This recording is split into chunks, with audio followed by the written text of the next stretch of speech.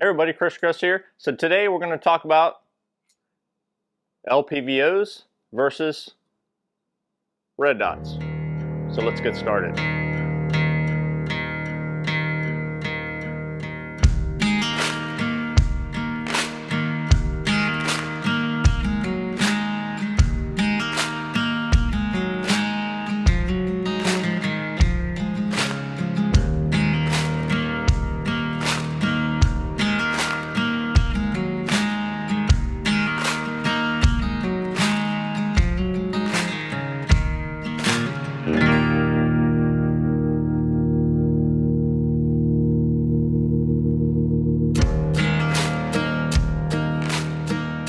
Alright, so what we have here is my Brownell's BRN 180 10.5 inch 5.56 SBR.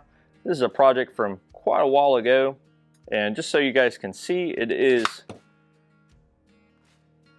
clear and safe, no magazine inserted. So kind of what prompted me to make this video was this guy is a little on the heavy side for being such a short package. I've been running the Brownell's MPO 1:6 donut on here for quite a while, and with the Geisley mount, and this guy's kind of a chunky guy here, so I wanted to kind of shed a little bit of weight, plus I'm wanting to put this particular optic on another rifle. So I got to think, I was like, you know, I really like that optic, but does it really make sense on something with such a short barrel?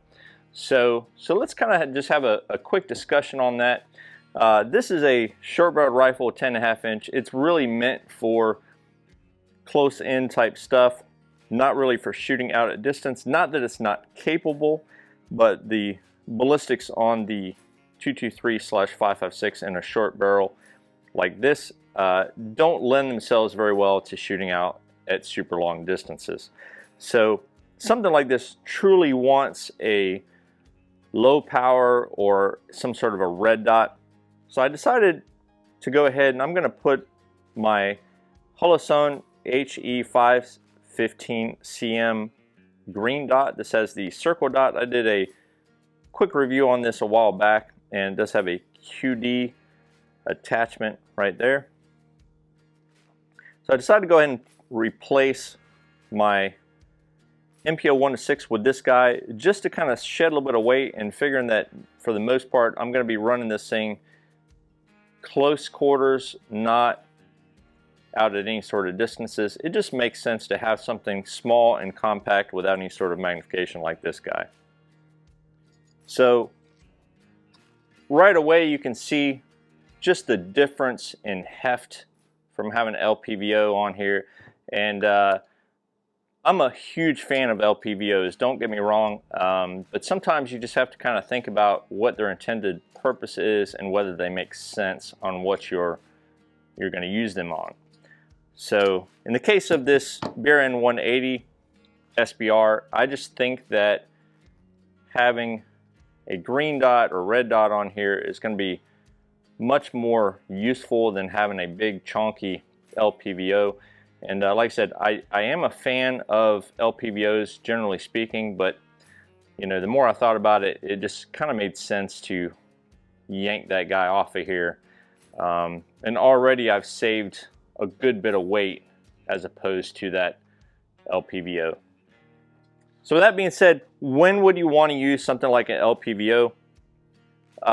Basically, if you have the possibility of being able to shoot out to distance, and I'm saying anything past 100 yards, not saying the red dot can't shoot past 100 yards, but if you're looking for accuracy, you know, LPVO is really the way to go out at distance. If you're shooting close in majority of the time within 100 yards, something like an LPVO, this is only a 1:6, so it's not super high zoom.